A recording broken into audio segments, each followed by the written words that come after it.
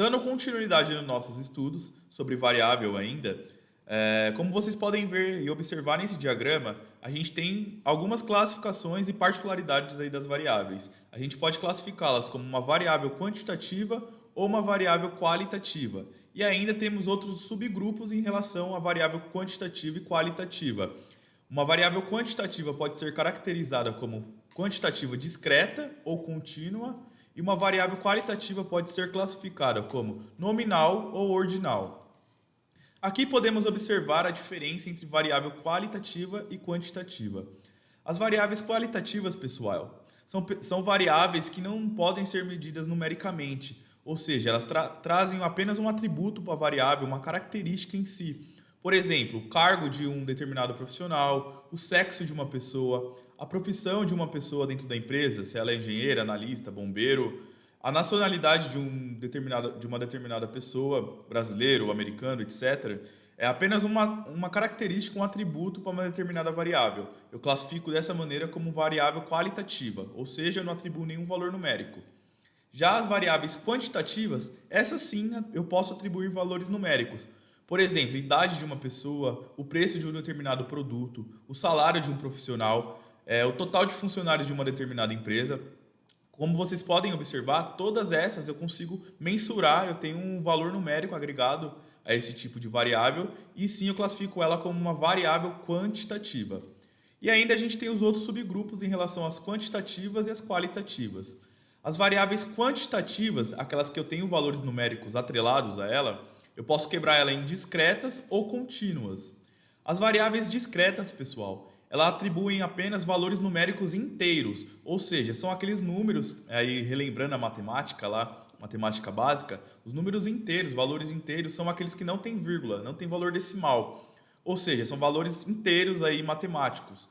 Por exemplo, aqui eu tenho quantidade de curtidas de um determinado post lá na rede social, quantidade de logins em um determinado site, o número de funcionários de uma determinada empresa. Como vocês observam, eu não posso ter 30 funcionários e meio, né? Eu tenho só o valor inteiro, então eu classifico dessa maneira como uma variável quantitativa discreta, ou seja, são aquelas que apenas são associados valores inteiros aí a esses valores.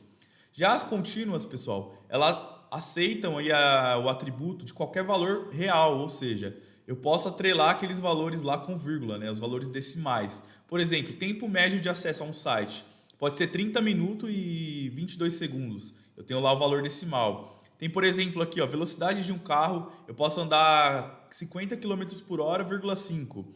A altura de uma pessoa, posso ter 1,90 m. Eu tenho lá o valor decimal, ou seja, eu atribuo essa variável da seguinte maneira: variável quantitativa contínua. Eu posso ter o valor decimal lá com vírgula. Já as variáveis qualitativas, eu posso também quebrar da seguinte maneira: uma variável qualitativa nominal é aquela que não existe a necessidade de ordenação para aquela característica, ou seja, só tem o atributo ali da característica, se a pessoa, o sexo dessa pessoa, a profissão dessa pessoa, por exemplo, cor dos olhos, se a pessoa é fumante ou não fumante, eu faço apenas uma classificação. Já a qualitativa, eu não envolvo também valores numéricos, só que só com textos e características eu consigo dar uma ideia de ordenação para essa variável. Por exemplo, o grau de escolaridade, se é primeiro, segundo ou terceiro, estágio de uma doença, se eu estou no estágio inicial, intermediário ou terminal da doença, me dá uma ideia de crescente ou decrescente. E também senioridade dentro de um cargo. Se a pessoa é um profissional júnior, pleno ou sênior, me dá essa ideia de crescente ou decrescente, e sem utilizar valores numéricos. Então eu classifico também isso como uma variável qualitativa ordinal, que me dá a ideia de ordem. Como eu falei, crescente ou decrescente. E continuando ainda falando sobre variáveis, pessoal, eu posso classificar as variáveis das seguintes maneiras: como unidimensional, bidimensional ou pluridimensional. Uma variável unidimensional é aquela que tem apenas um atributo para ela, seja qualitativo ou quantitativo, eu vou ter apenas uma classificação, por isso unidimensional. Eu tenho aqui, por exemplo, o tempo médio de acessos de usuário em um determinado site. Esse valor aqui, o tempo médio que o usuário fica no site, seria a variável analisada.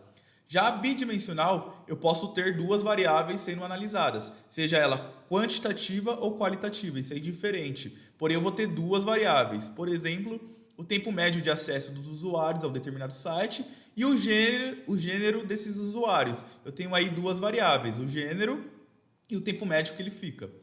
E pluridimensional, que pode ter 3 ou mais variáveis ali sendo associadas e analisadas, tá, pessoal? E eu tenho aqui no exemplo, ó, o tempo médio de acesso dos usuários a um determinado site, o gênero dessas pessoas e ainda por cima a idade delas. Eu tenho 3 variáveis aí, sendo elas qualitativa ou quantitativa, não importa.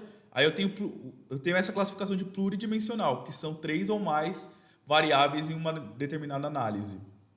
E aí, pessoal, vale ressaltar também que para estudar o comportamento das variáveis, é importante a gente entender alguns seguintes conceitos, como, por exemplo, a diferença de indivíduo, população e amostra.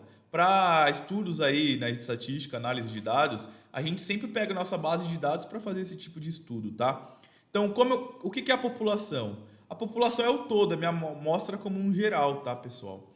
E só que para determinados estudos estatísticos nem sempre é viável eu trabalhar com toda a população, com o conjunto completo. Por isso a gente retira uma parte dessa população, chamada população, para fazer os nossos estudos. E ao retirar esse pedaço da população, a gente chama isso de amostra. Ou seja, é uma parte do meu todo, só que não vai interferir no meu estudo. Eu consigo fazer as minhas análises sem criar vieses ali, ao retirar esse pedaço do conjunto e posso fazer minhas análises, meus estudos, meus cálculos estatísticos, por exemplo. E por último, a gente tem a última camada lá, que é o indivíduo, né? Que é a parte individual daquela amostra ou até mesmo do conjunto como um todo. E isso eu chamo de indivíduo.